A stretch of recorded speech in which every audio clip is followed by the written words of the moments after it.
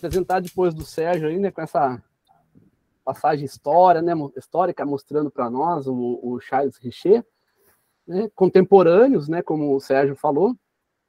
Essa turma aí, gente, viveu no positivismo, né? Não podemos esquecer disso, o Sérgio falou disso também. E o positivismo que veio com toda aquela intensidade, com aquela densidade materialista, né, Sérgio? Então, essa densidade materialista veio permeando toda a Europa, né? Embora a gente tenha algumas, acho que na Alemanha, se não me engano, ela foi mais forte, né? Foi mais intensa, mas toda a Europa estava permeada ali no positivismo que levava ao materialismo. E o Charles Richer, Oliver Lodge, né, Allan Kardec, né, todos eles vivendo ali aquele momento, né, do positivismo na Europa. Né? Na Europa, no mundo inteiro, né, mas a Europa ali representava o mundo intelectual, né, digamos assim. E, bom, William Crookes, ele viveu de 1832, ele nasceu no norte da Inglaterra, né, eu não trouxe aqui toda a família dele, mas o pai dele é alfaiate, no norte da Inglaterra, e cedo ele já mostrou interesse pela química, tanto é que ele estudou numa escola de química, então era uma escola de química que ele estudou, e ali ele já mostrava, né, que ele era um proeminente, né, estudante, né, e estudioso também, e químico, então ele estava mostrando já que ele poderia muito bem ser um excelente profissional, né, em química, não só isso, mas ele poderia também ser um excelente pesquisador, como foi. Então, nós vamos ver que aqui tem essa aqui é uma fotografia à direita aqui, vocês estão vendo a setinha, né? Sim, mais ou sim. menos, né? À direita aqui tem o William Crookes no laboratório. Então a gente pode ver o forno, pode ver aqui a bancada dele, a outra bancada aqui na direita. Aqui é uma representação, né, em miniatura, né? Achei muito bonitinha essa representação aqui em miniatura. E essa plaquinha aqui, vamos ver essa plaquinha, achei bastante interessante. Cadê? Opa, vamos lá. Né? Essa plaquinha aqui está na casa dele, olha aqui, ó, ela em miniatura aqui. Né? Tá dizendo o seguinte, né, que o Sir William Crookes, né, cientista, né, morou aqui desde 1880, então ele foi para Londres, né, onde ele viveu, né, e atuou.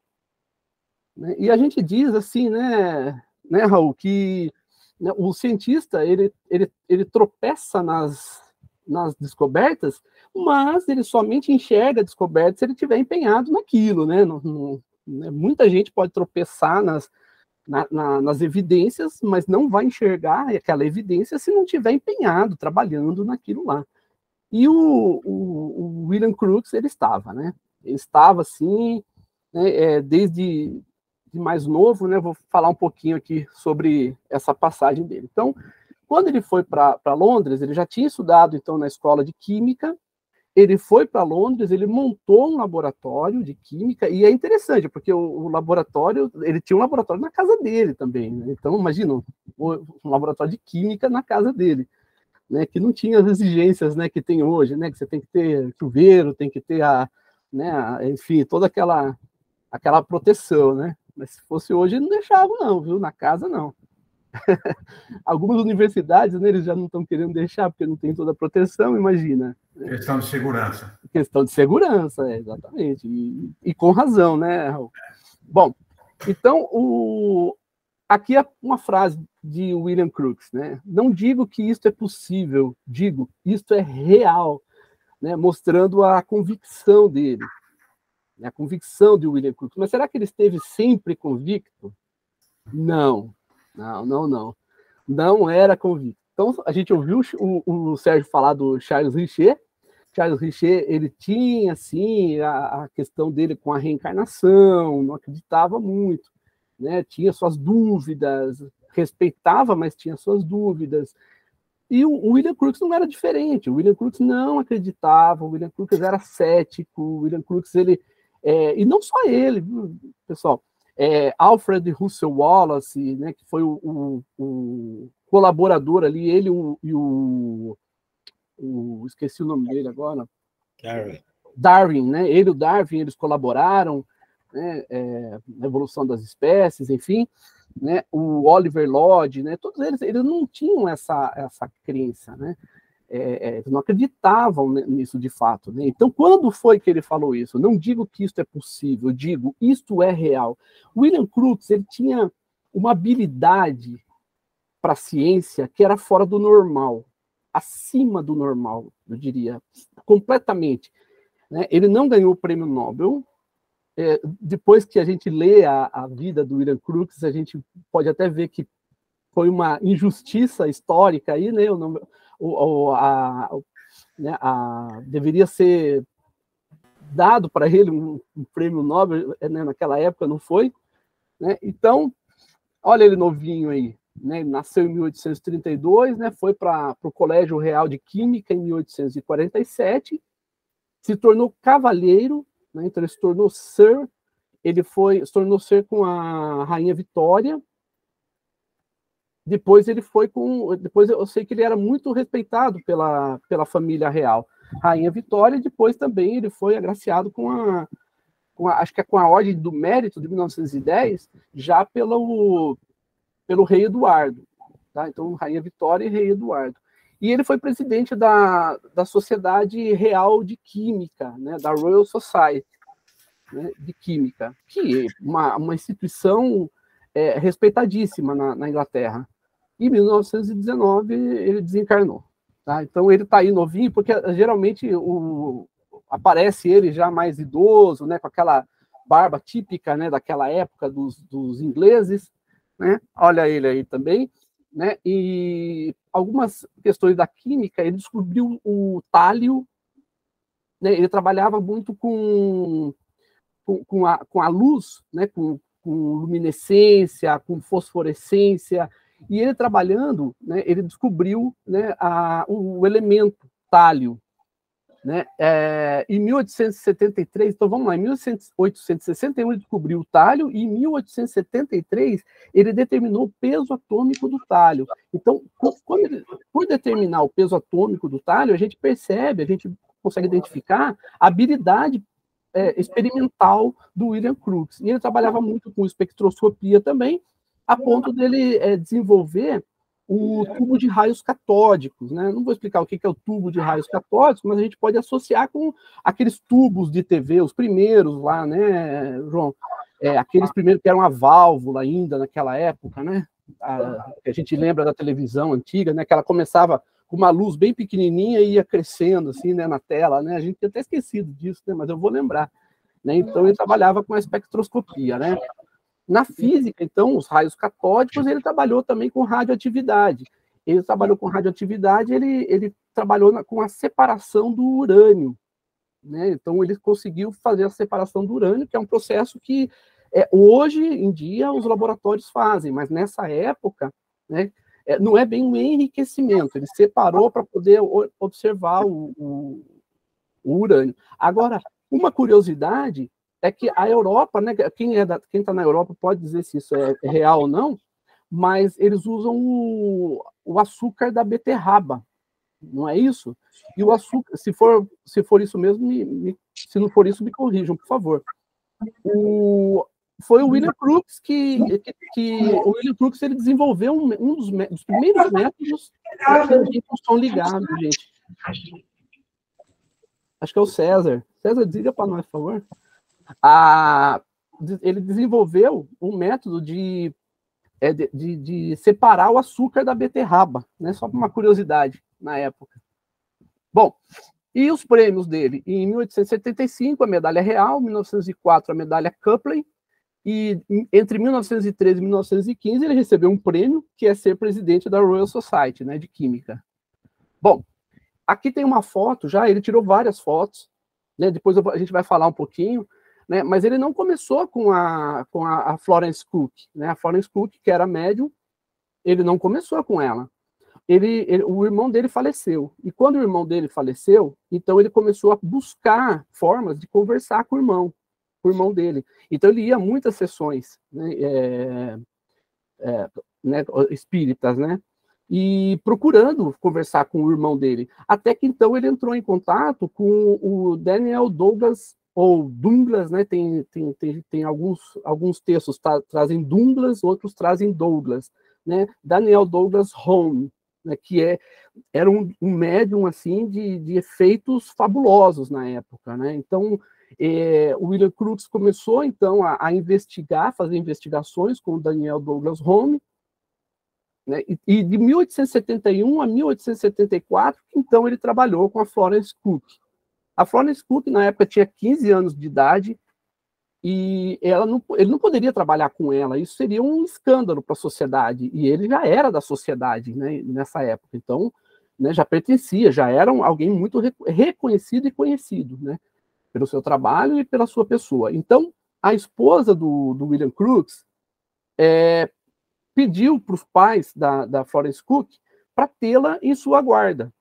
Então, ela ficou sob a guarda da esposa do William Crookes, para que o William Crookes pudesse investigar os fenômenos que aconteciam com ela.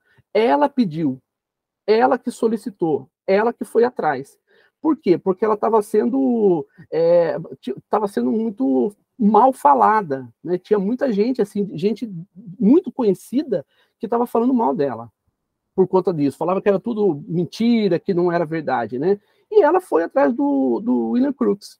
Daí a esposa do William Crookes, então, tomou a guarda, né, dela, e a Florence, e daí o William Crookes começou a trabalhar a investigar esses fenômenos. Então aqui é uma foto mesmo, real, né, do William Crookes e da Kate King, né? Kate King, o espírito, né, que se materializava, né, por conta da mediunidade da Florence Cook, que foi relatada pelo próprio William Crookes como sendo extremamente doce, né, um espírito muito dócil, muito amoroso, né, então, que ajustava as questões. Por exemplo, o William Crookes queria fazer a experiência sob a luz, e não no escuro, porque ele queria ter controle, ele queria ter contato com tudo. E aí a Kate King falou, me dá uns dias. A Kate King falou, me dá uns dias. Por que me dá uns dias? Então a gente percebe que para tudo existe um planejamento. Não é da forma que eles querem. Não, então a Kate King, ela voltou e falou, sim, foi autorizado, e então pode fazer sob a luz. E aí todas as experiências com a Kate King, então, a partir daí, foram feitas sob a luz.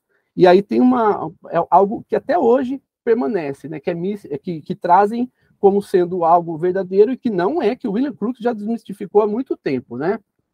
Aqui tem uma questão, né, do Oscar Dargonel, tradutor dos Fatos Espíritas, que depois eu queria até falar um pouco sobre isso, mas deixamos de apresentar os rigorosos processos científicos adotados pelo ilustre experimentador, porque temos certeza de que as pessoas que os desejarem conhecer irão lê-los na obra original.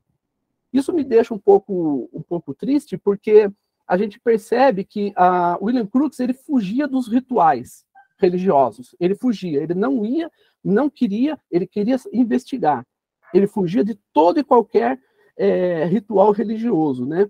E aqui dá a entender que nós vamos trazer justamente aquilo que é importante, ou seja, o relato superficial. Aquilo que é para aprofundar, vocês vão procurar na obra original, né? Meu ponto de vista, né, muito particular, tá? Muito pessoal, nada, né? Então, alguns erros que ele apontou durante toda a sua investigação. A escuridão é essencial à produção dos fenômenos. William Crookes disse que não é. A escuridão não é essencial, que os fenômenos podem sim ser produzidos à luz, sob a luz. Tanto é que ele usava luz de gás, né, a gás. Mas o próprio William Crookes, ele já tinha desenvolvido a lâmpada incandescente, porque ele estudava plasma. Ele descobriu o quarto estado da matéria, que ele chamou na época, que é o plasma. Né? Na época não era bem o plasma precisa de uma temperatura muito maior. Ele descobriu a incandescência fria, que ele chamava. Né? A gente sabe que é mais quente, mas é a incandescência. Então ele usava todos os experimentos dele com a Florence Cook, né, a médium Florence Cook, com o espírito Kate King, foram feitos sob a luz. Né? Outra coisa, as manifestações só se podem produzir a certas horas e em certos lugares. certas horas que o médium diz e certos lugares que o médium diz. Até então, essas manifestações eram feitas de acordo com a escolha do médium.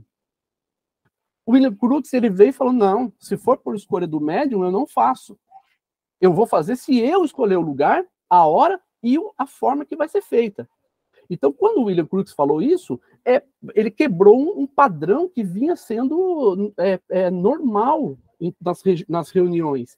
Então, ele mostrou que não existe isso. O local, a hora, quem escolhe é quem vai investigar.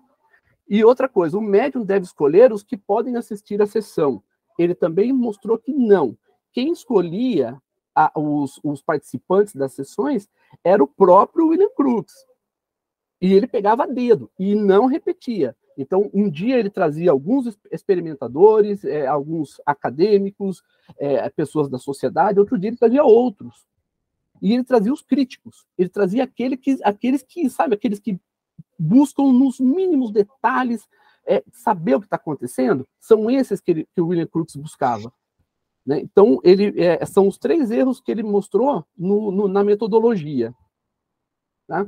Bom, só que ele disse uma coisa, e isso é interessante. Tá? Isso é interessante, vou falar um pouco por quê. Ele conseguiu perceber que os raios, eles tinham mais dificuldade para se manifestar na extremidade do espectro visível, que são justamente o ultravioleta e o infravermelho. Né? O infravermelho mais próximo e o ultravioleta também mais próximo, mas que são parte do visível. Por exemplo, eu não enxergo no ultravioleta, mas eu tenho um amigo que enxerga, né? Que a gente fazia experimentos de física na graduação, e eu sei que ele enxerga no ultravioleta bem próximo, ele enxerga. Mas as manifestações, elas não conseguiam sustentar dependendo da luz, a forma que era utilizada. Né? Então, se tivesse luz ultravioleta ou infravermelho, a manifestação tinha muita dificuldade. Um caso que aconteceu com o Peixotin foi mais ou menos isso também. Né? O Peixotin tinha uma manifestação, né? Como se diz? Uma manifestação, né? Materialização, e aí o espírito falou, estava dando uma mensagem e falou: acendam as vossas luzes. E aí o rapaz que estava cuidando da luz foi lá e acendeu a luz. E no que ele acendeu a luz, o espírito começou a se desmaterializar, e eu não lembro se o médium era o próprio Peixotinho, mas ele ficou muito tempo mal mesmo, fisicamente mal. Aí um dia, isso quem falou foi o Carlos Campetti, né, no programa dele, Biografia, do William Crookes, inclusive. Né? Então, tinha esse cuidado, né, por conta dos espectros. Né? Aqui está falando do D.D. Home, né, do Daniel Douglas Home. Então, está falando aqui desculpa, deixei em inglês, acabei deixando, mas deixa eu voltar aqui um pouquinho. Aqui está falando justamente que ele chamava os críticos, né, para fazer perguntas, né, aquilo que a gente já falou, né? Mas aqui é do Daniel Douglas Home, mas no caso da Kate King também, tá? Assim, vamos ver eu queria trazer alguns detalhes para a gente entender quem era o William Crookes e como ele ia nos detalhes de cada dos experimentos, né? Então, ele fala o seguinte, que o espiritualista fala de corpos pesando 50 ou 100 libras que se elevam ao ar sem intervenção da força conhecida. Agora ele entra, mas o químico está habituado a fazer uso de uma balança sensível. Então, quando ele fala isso, ele está dizendo o seguinte, nós que trabalhamos com balanças sensíveis, nós somos acostumados com isso. E se nós somos acostumados com isso, por que não utilizar esses aparelhos que nós estamos acostumados durante uma materialização? Então ele estava dizendo, eu vou usar aquele aparelho que eu uso lá no laboratório, eu vou usar aqui.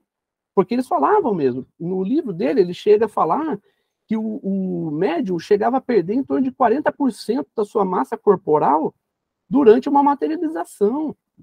Isso é muita coisa mesmo, né? O pessoal da medicina aí, né? E ele se surpreendeu com isso, né? Outra coisa, pancadas, né? As pancadas, Bom, então vamos colocar um aparelho para medir a frequência sonora, etc. Então ele está falando isso. Né? O espiritualista fala de quartos e casas sacudidas, o homem de ciência pede simplesmente que um pêndulo colocado sobre uma campânula de vidro e repousando em sólida alvenaria seja posto em vibração. Então o que ele fazia? Ele vedava, ele fechava o ambiente de um... No caso, ele não usou pêndulo, mas ele usou substâncias químicas líquidas, água, ele usava água destilada e pedia para Kate King colocar, por exemplo, alguma substância que fizesse a modificação da cor do líquido dentro dessa campânula. Né? Então, a Florence Cook, muitas das vezes amarrada lá no fundo, em outro quarto, com cordas, com cabos presos nela e ligados ao William Crookes. Porque qualquer que fosse qualquer mexidinha que a Florence Cook desse, o William Crookes ia saber. Então, ele falou, ela não se mexeu, porque eu não percebi. Não, ele não percebia nada, absolutamente nada. Então, ela não se mexia. Então, ele tinha tudo sob controle.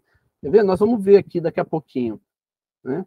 Deixa eu passar aqui para a gente ver. Olha só.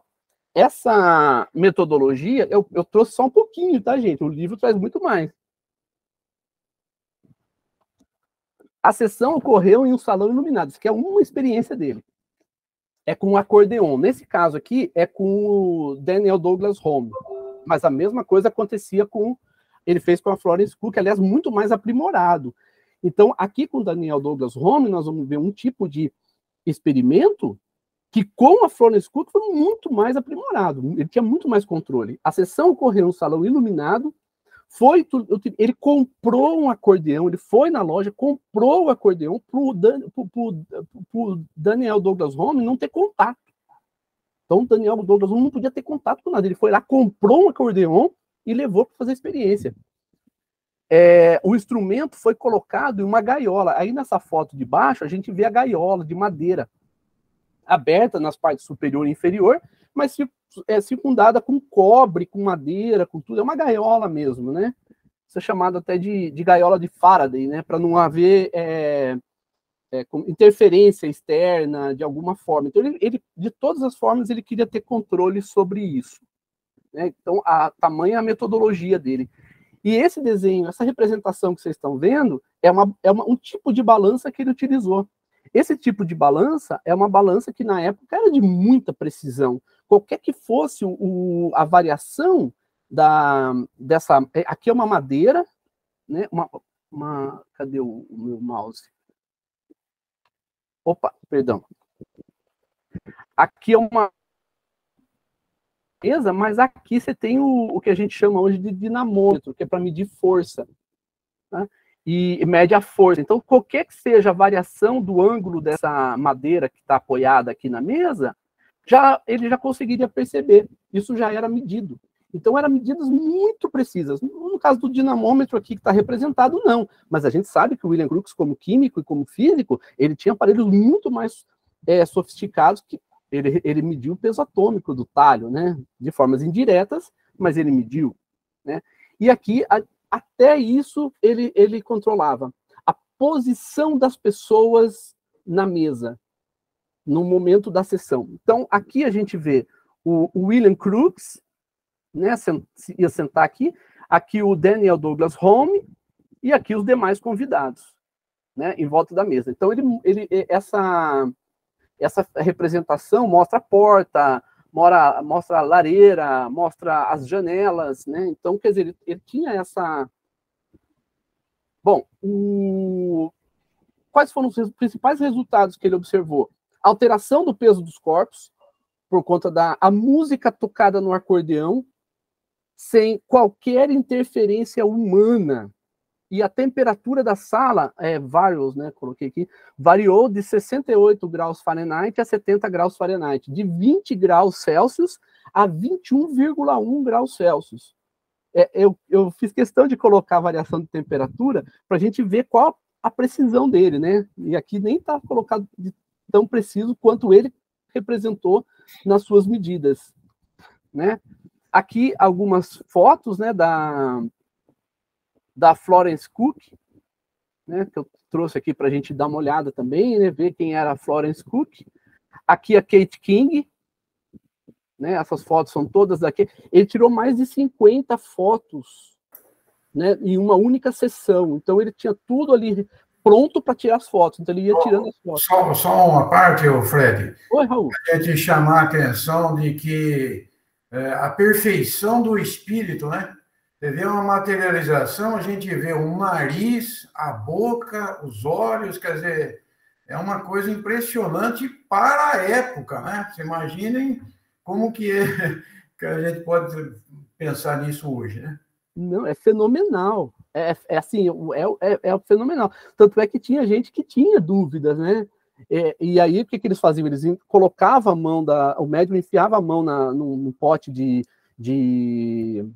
cera, né? De cera não, é de vela, né? Para fazer vela. Cera de vela, isso. Cera de vela, né? Depois tirava e ficava lá, né?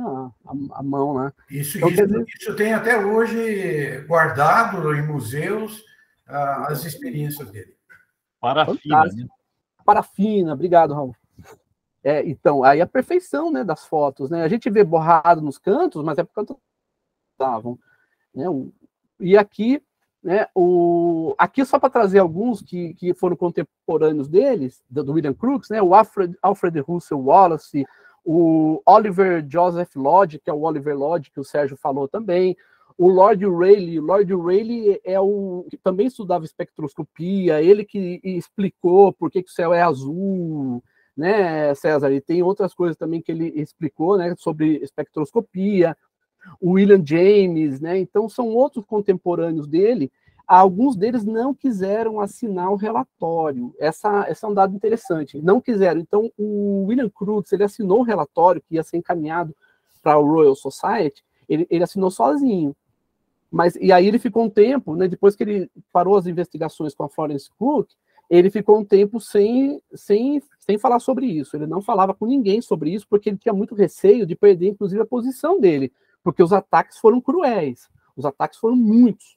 E ele falou assim, de acordo com pela minha posição, né, e em segurança da minha esposa também e tal, dos meus filhos, eu não vou falar sobre isso. Aí, quando ele percebeu que ele estava com uma posição já garantida, que ele já tinha os prêmios, já era respeitado, já tinha recebido os prêmios da família real, da Royal Society, já tinha sido presidente da Royal Society, etc. Então ele deu uma entrevista, e nessa entrevista ele falou: eu não tenho nada para retratar, porque perguntaram para ele, mas se você não fala mais sobre isso, então quer dizer que você já esqueceu, aquilo é coisa do passado. Ele: não tenho nada para retratar. Eu confirmo as minhas declarações já publicadas. Lamento apenas uma certa crueza naquelas primeiras exposições que, sem dúvida, com razão, militaram contra sua aceitação pelo mundo científico. Então, aqui foi uma crítica que ele fez, né, àqueles que detrataram o nome dele, né, que falaram sobre ele. Tá? Então, deixa eu mostrar aqui os livros, né, que a gente usou. Gente, eu acho muito lindo, né, essas bibliotecas que vocês têm aí. A minha biblioteca é essa aqui, ó. Eu vou pôr aqui atrás também minha biblioteca, assim, igual o pessoal faz, né? Mas aí tá, o Fatos Espíritas, né? Esse tá traduzido, né? Tá muito legal, né? Só não tá completo, né? Como eu disse. Aí tem esse livro aqui, é fabuloso. Aqui já tá completo, aqui já tem toda a metodologia do William Crookes, né? E assim, eu esqueci de falar, mas ele foi editor da Quarterly Journal of Science, né? E como editor ele publicou várias vezes lá, né? Hoje, né, Raul, a gente diz o seguinte: se eu sou editor de uma revista, eu não vou publicar nessa revista, né? Né? Às vezes a gente tem essas coisas, a gente pode até publicar desde que passe pela revisão por pares, né? Pela análise de pares, mas na época ele publicava lá, né? Mas foram muito interessantes essas publicações dele, dá para ver também nas revistas, né? Tem esse livro aqui, que não é do William Crookes, né? Esse livro de 1972, né? Eu peguei na biblioteca da USP também, né? Não, eu não fiz a Xerox, né? Como que se diz, né? O scanner, não, ele já está digital, tá? Crookes and the Spirit World, é muito interessante, porque traz na íntegra o livro dele, mas traz vários comentários também, tá? E aqui uma pequena biografia dele, né? Mas essa aqui tá bem pequenininha, né? Tava aqui, mas é bem pequenininha, né? Tem outras melhores. Essa aqui tem 10 páginas da biografia do William Crookes. Então, quando a gente vê essas pessoas, né? O Sérgio até falou bastante deles, o Aksakov, o César Lombroso, né? Enfim, tantos deles, né? O De Rojas, né, Sérgio? Né, a gente vê, eu estou falando só alguns a mais, né? A gente vê que esses homens, eles estavam, embora a gente fale de muitos nomes, a gente não pode esquecer que eles estavam, sim, isolados, cada um isolado na sua cidade, no seu município, no seu local, sofrendo vários ataques, né, vários ataques. E a gente precisa lembrar também, teve um bispo de Londres que elogiou William Crookes. Embora, veja, nós temos vários ataques, mas um bispo elogiou o trabalho de William Crookes. Então a gente vê que mas por que isso? Por que na Espanha teve o ato de fé de Barcelona, queimaram os livros da doutrina espírita e tal? E por que lá na Inglaterra teve alguém elogiando William Crookes? Vamos ver diferente, né? A Inglaterra protestante, não estou falando de religiões, mas estou falando da questão histórica, né? A Espanha, a católica, né? Então eles tinham visões diferentes sobre os fenômenos, né? Isso não significa que o William Crookes ou que todos os ingleses naquela época não receberam críticas, né? Mas eles receberam sim, mas só que de fontes diferentes, fontes distintas, né? Enquanto na Espanha o De Rojas estava recebendo as críticas da igreja, na França também, muitas críticas da igreja, né? E no Brasil também. A gente não pode esquecer que o Caíba Scooter, por exemplo, né, os livros dele têm várias críticas por conta das críticas que ele também recebia, né? Mas o William Crookes, assim, no meu ponto de vista, ele fez um trabalho excepcional também e tem que ficar assim para a história do espiritualismo, e a gente traz então para a história do espiritismo como espíritas, tá bom? Mas eu agradeço muito pela oportunidade de poder falar desse grande homem aí, porque a gente acaba inspirado por eles, né? O Sérgio falou do Charles Richer, a gente se inspira por eles, né? Obrigado, gente. Muito obrigado mesmo pela oportunidade. Obrigado, Raul.